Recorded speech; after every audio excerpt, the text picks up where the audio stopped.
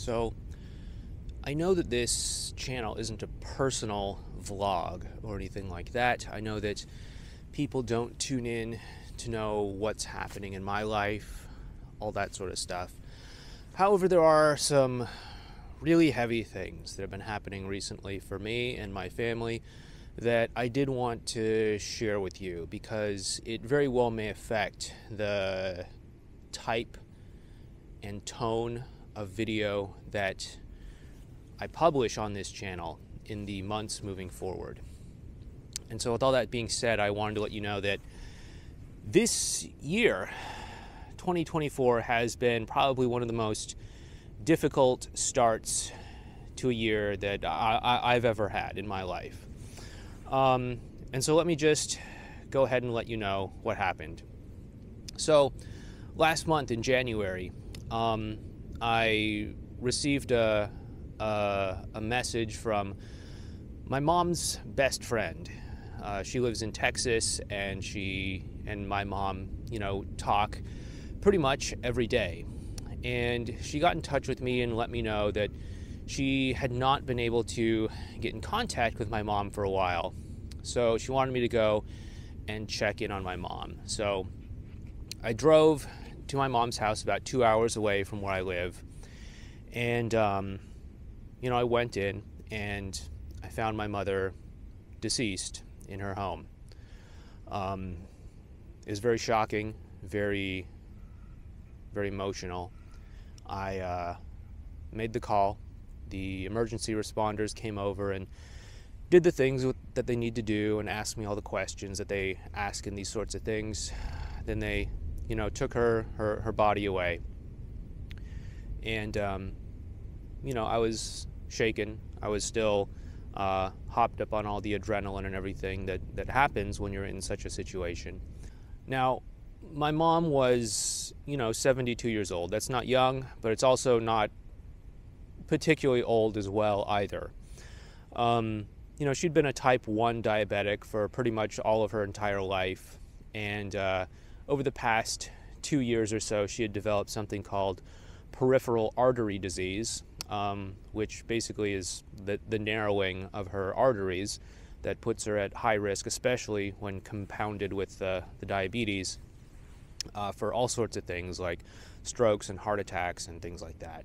If you'd been following me for a while, you may have heard me mention some of her health challenges over the past 2 years. So, I knew that she wasn't in great shape, and I knew that things weren't looking amazing for her, but still it was shocking and emotional to find her in that state.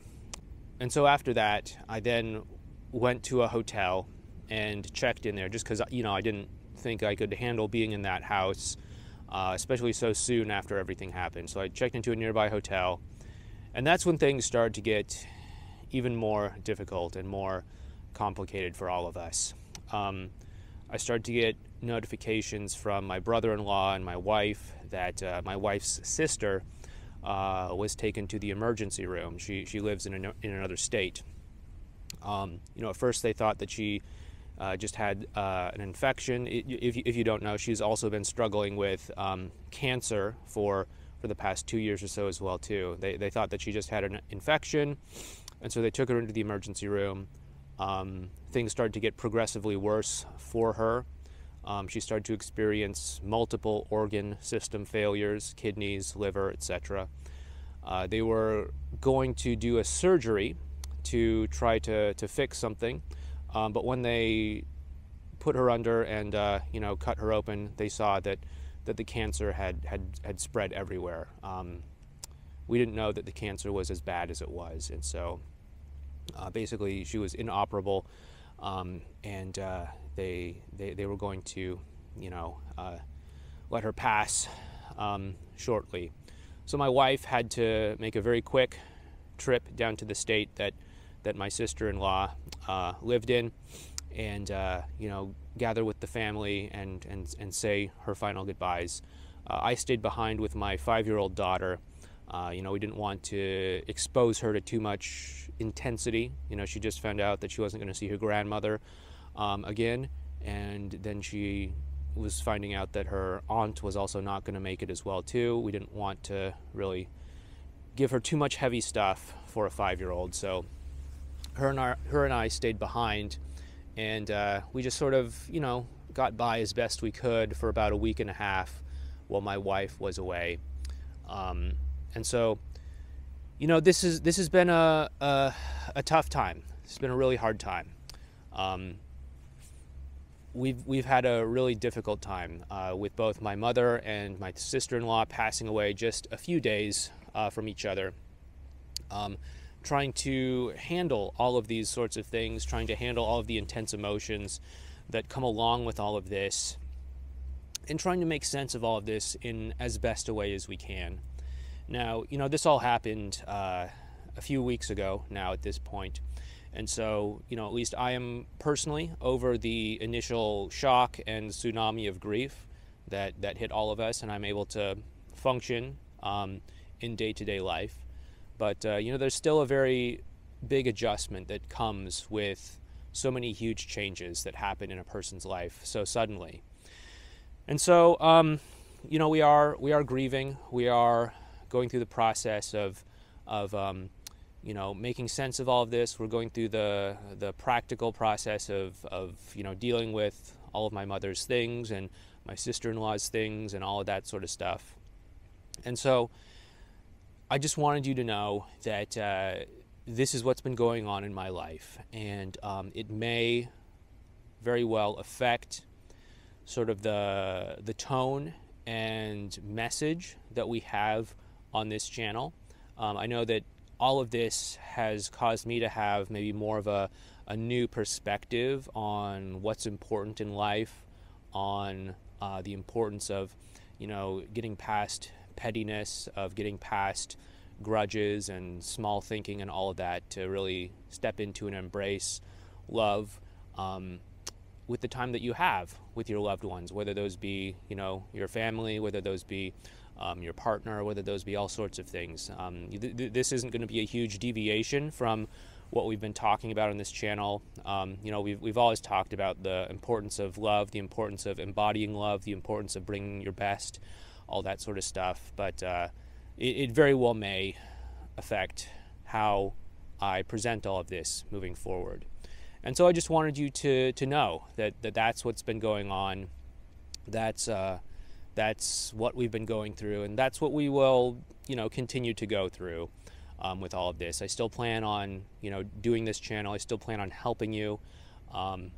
However, you know, you may experience that I may not have as much patience as I once did for, you know, petty mind games and things like, oh, well, you know, you just want to play it safe, so lean back and do the no contact. No, I mean, look, this is your life.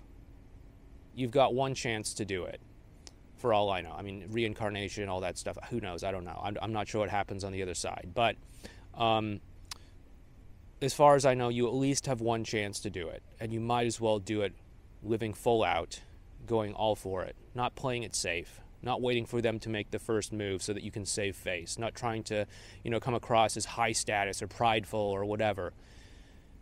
Because more so than ever before in my life, I can tell that that's not what's important. What's important is that you get to choose to be the person that you want to be in this life. And you get to choose how you show up. And I would encourage you to at least consider that it might be in your own best interest to show up as a person fully embodying love, fully embodying everything that you want to in this life, so that when you do reach that time, when your life will inevitably come to an end, that you can look back and say that you showed up 100% as the person that you wanted to. You weren't playing it safe, you weren't playing it cool, you weren't trying to protect your own pride or your own ego, and so you bit your tongue on all the important things that you wanted to say, or whatever it might be. Anyway, that's what I got for today. Thanks so much for watching this video. I know that this video is probably not going to be particularly popular on this channel because, again, you know, this isn't a personal vlog. Most of you tune in to get help with your relationships. You don't necessarily have much of an interest in what's happening in my life, but I did just want to let you know that you may notice some tone changes on this channel moving forward, and that's really the reason and motivation behind all of that. So thanks again, and yeah, thanks so much. Take care, and I will talk to you next time.